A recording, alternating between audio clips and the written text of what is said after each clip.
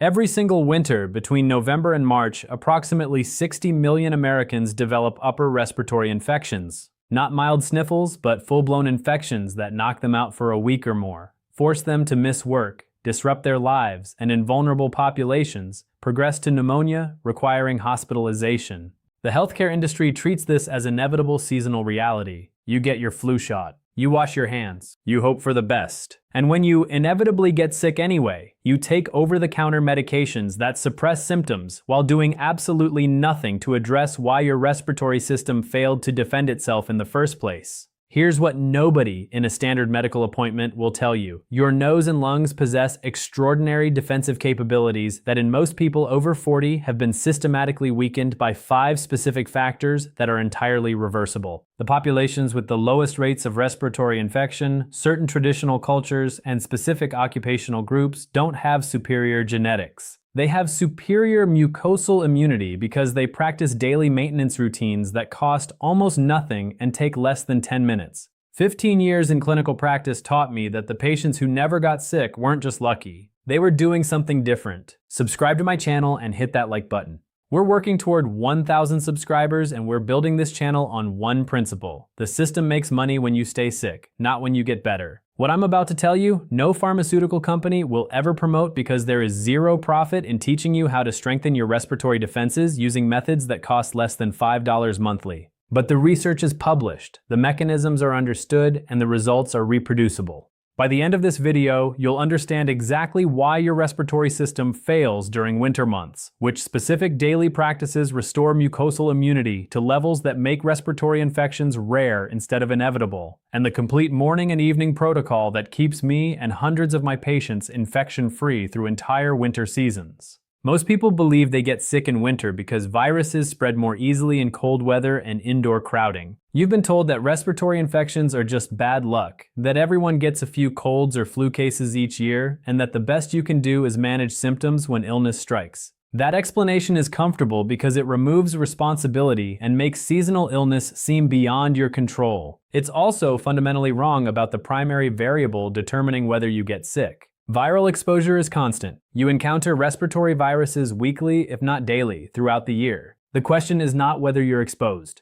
The question is whether your respiratory mucosa can neutralize those viruses before they establish infection. And in most people over 40, that mucosal defense system is operating at perhaps 30 to 50% of its potential capacity because of chronic dehydration, environmental insults, nutritional deficiencies, and complete absence of the maintenance practices that traditional cultures perform daily. Let me be direct with you. Your nose and lungs are lined with mucous membranes that serve as your primary immune barrier against respiratory pathogens. This mucosa produces antimicrobial peptides, secretory IgA antibodies, mucus that traps pathogens, and ciliated cells that sweep trapped pathogens out of your respiratory system before they can invade tissue. When this system functions properly, you can be directly exposed to influenza virus, rhinovirus, coronavirus, any respiratory pathogen, and your mucosal immunity neutralizes the threat within hours before you develop any symptoms. When this system is compromised, even minor viral exposure overwhelms your defenses and infection establishes rapidly. The difference between people who get sick every winter and people who remain healthy through entire seasons is not luck or genetics. It's mucosal immunity status, which is directly modifiable through specific daily practices. Here's what actually happens to your respiratory mucosa that makes you vulnerable during winter. First, indoor heating dramatically reduces ambient humidity. When indoor humidity drops below 30%, which is typical in heated homes and offices during winter, your nasal mucosa begins desiccating. The mucus layer that normally traps pathogens becomes sparse and ineffective. The cilia that sweep mucus and trap pathogens toward your throat slow their beating frequency because they require adequate hydration to function. Research from Yale University published in PNAS demonstrated that mice housed at low humidity had impaired mucosal clearance and showed 4 times higher susceptibility to influenza infection compared to mice at optimal humidity. The mechanism was clear. Dry mucosa equals failed first-line defense. Second, mouth breathing during sleep bypasses your nasal filtration entirely. Your nose is designed as the primary air intake organ. It humidifies incoming air, filters particulates and pathogens, and produces nitric oxide that has antimicrobial properties. When you breathe through your mouth, particularly during the 6 to 8 hours of sleep, you're bypassing all those protective mechanisms and delivering cold, dry, pathogen-laden air directly to your throat and lungs. Most people over 40 are habitual mouth breathers during sleep due to nasal congestion from chronic low-grade inflammation, poor sleep position, or simply never having been taught proper nasal breathing technique.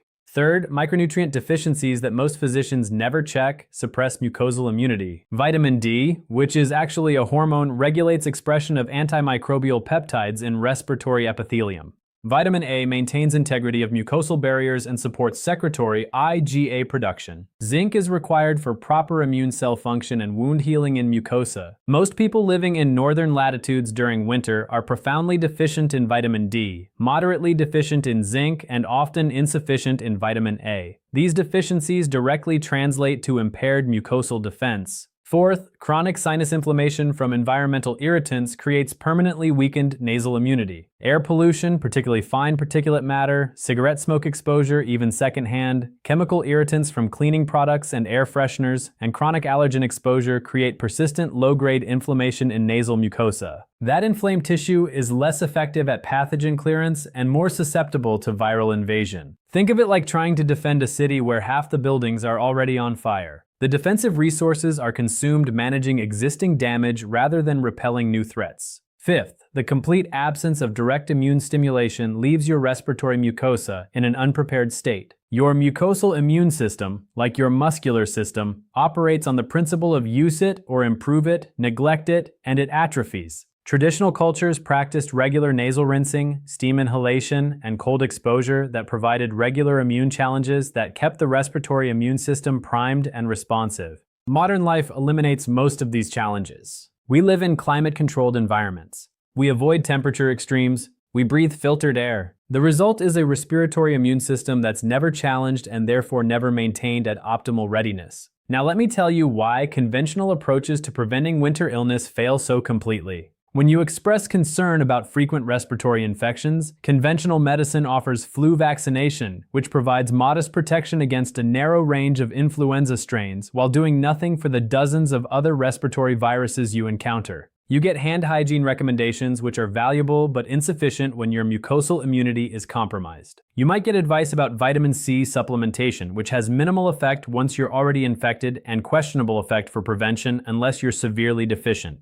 And that's it. Nobody evaluates your mucosal immunity status. Nobody teaches you nasal hygiene practices. Nobody addresses the environmental and behavioral factors that have systematically weakened your respiratory defenses. So you get sick, you treat symptoms with decongestants and antihistamines that provide temporary relief while potentially prolonging infection by suppressing natural clearance mechanisms, and you assume this is just how winter works. Let me tell you about Patricia. 57 years old when she came into my practice, exhausted from her third upper respiratory infection in 4 months. She'd missed 2 weeks of work. She'd been on 2 courses of antibiotics that her previous doctor prescribed despite respiratory infections being predominantly viral. She was frustrated, depleted, and convinced she had some immune deficiency requiring extensive testing and possibly immunoglobulin therapy. When I took her history, I saw the pattern immediately. She lived in a house heated to 72 degrees with humidity rarely above 25%. She was a habitual mouth breather, particularly at night.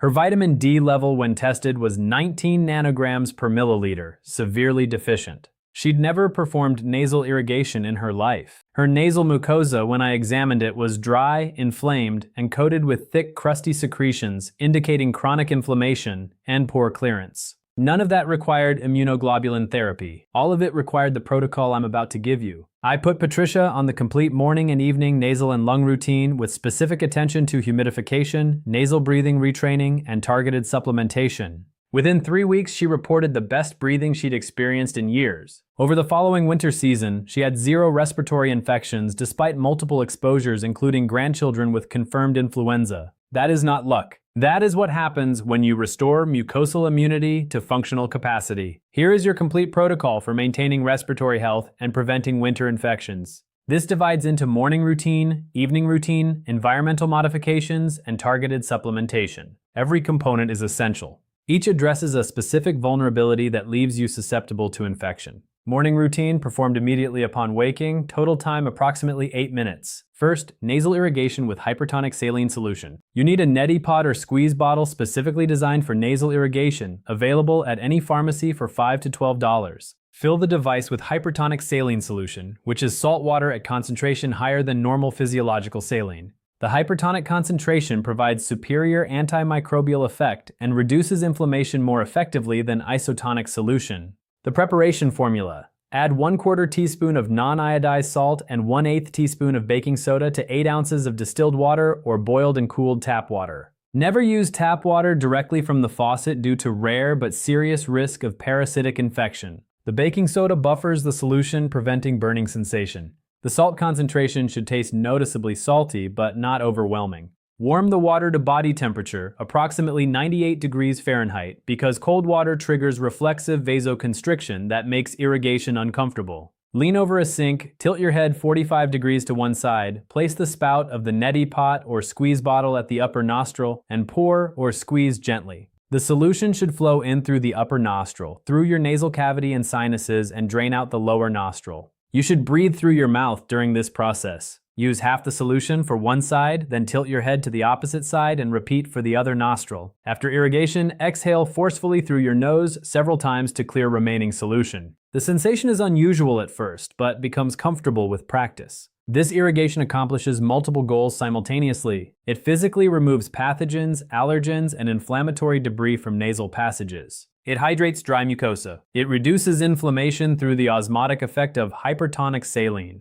And it stimulates mucosal immunity through the mild mechanical and osmotic challenge. Research from the University of Wisconsin showed that individuals performing daily nasal irrigation had 43% fewer respiratory infections and 55% reduction in symptom duration when infections did occur compared to controls. Second, after nasal irrigation, apply a small amount of sesame oil or coconut oil to the inside of each nostril using a clean finger or cotton swab. Insert approximately 1/4 inch into each nostril and coat the mucosa. This oil layer provides several benefits. It maintains hydration, preventing mucosa from drying during the day. It creates a physical barrier that traps some pathogens before they reach deeper tissue. And certain oils, particularly sesame oil, have mild antimicrobial properties. This practice, called nasha in Ayurvedic medicine, has thousands of years of traditional use and modern research validating its effectiveness for maintaining nasal health. Third, perform 5 minutes of controlled breathing exercise that trains nasal breathing and strengthens respiratory muscles. Sit comfortably with straight spine.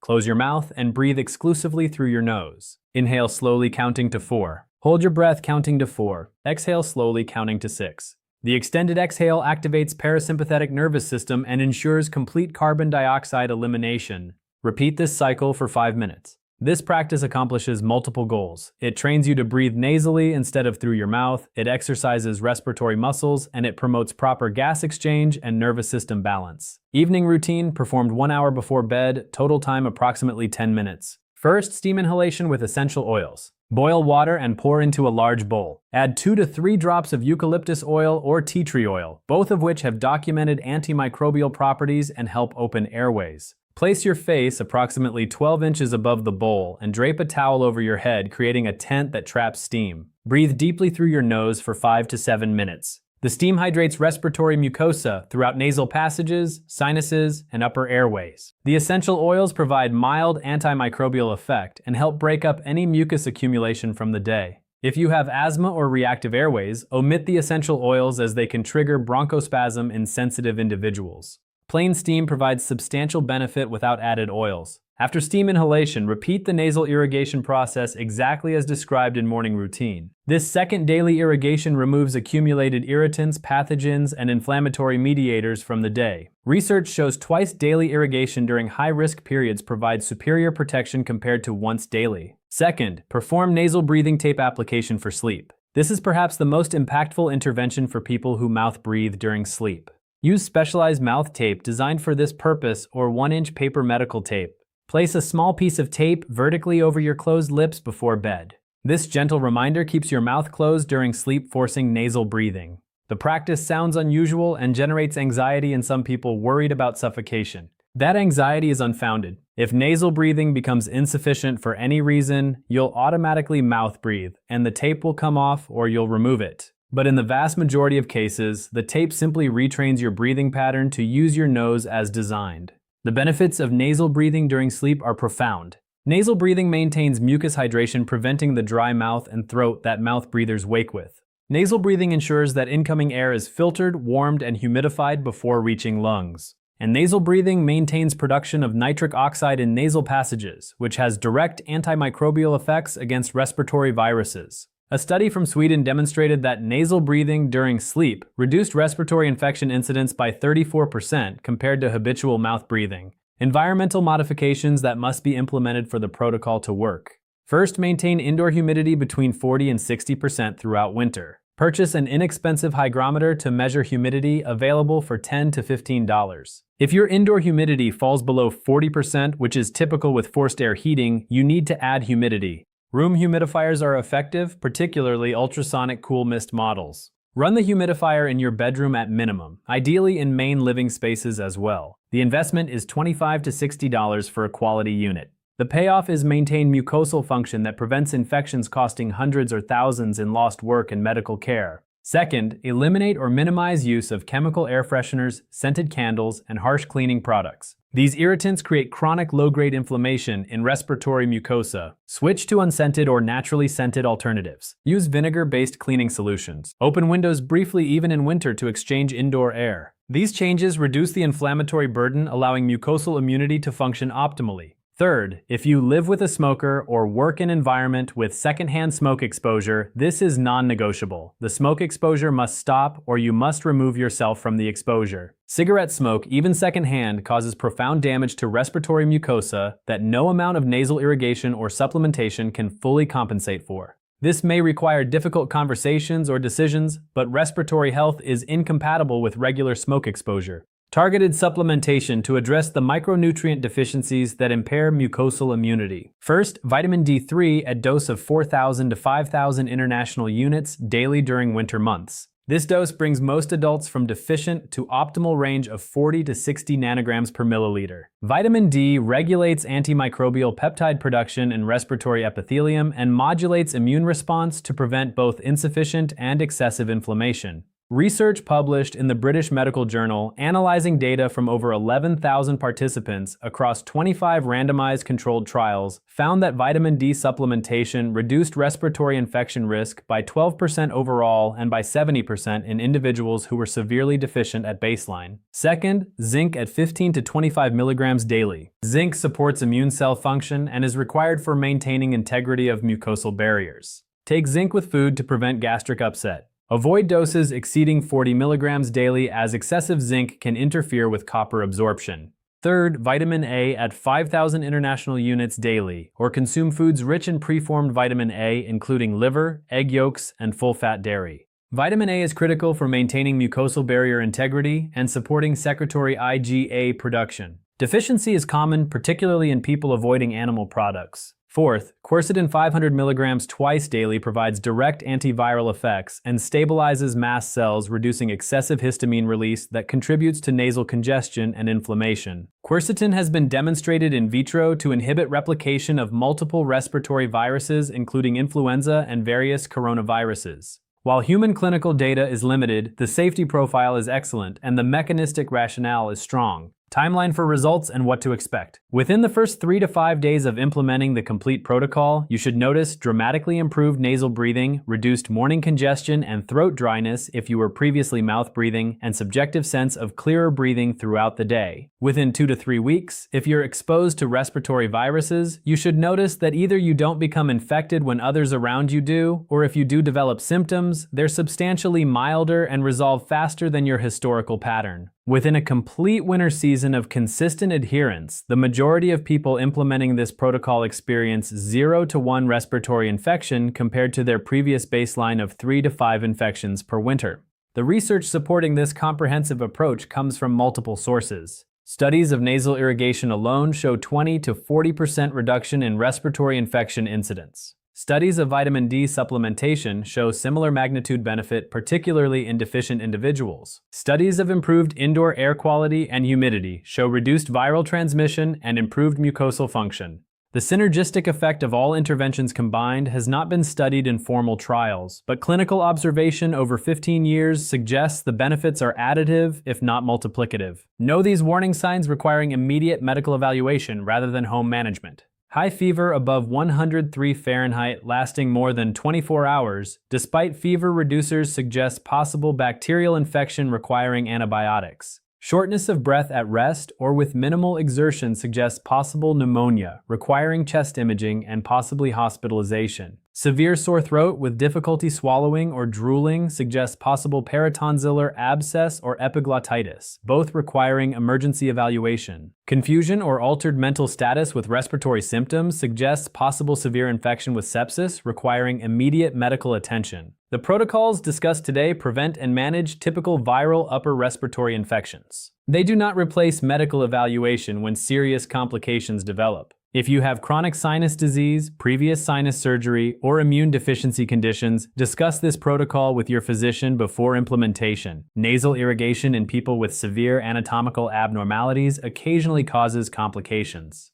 The vast majority of people can perform these interventions safely, but medical guidance is appropriate if you have complex medical history. The mistakes I see most often: first, inconsistency. People perform nasal irrigation sporadically, maybe when they feel congestion developing, and wonder why it doesn't prevent infection. Prevention requires daily practice creating maintained mucosal health, not emergency intervention once infection is establishing. Second, using tap water directly without boiling or distillation. This is dangerous. Use only distilled, sterile, or previously boiled water for nasal irrigation. Third, giving up on nasal breathing tape after one uncomfortable night. The adaptation period takes 3 to 7 nights for most people. Persist through initial strangeness. Fourth, neglecting environmental humidity while performing all other interventions. Dry air undermines everything else. You cannot maintain mucosal health in a 20% humidity environment regardless of irrigation and supplementation. Let me give you the daily schedule integrating all components. Morning upon waking, perform nasal irrigation with hypertonic saline. Apply sesame or coconut oil to nostrils. Perform 5 minutes of controlled nasal breathing exercise. Consume vitamin D, zinc, vitamin A, and morning dose of quercetin with breakfast.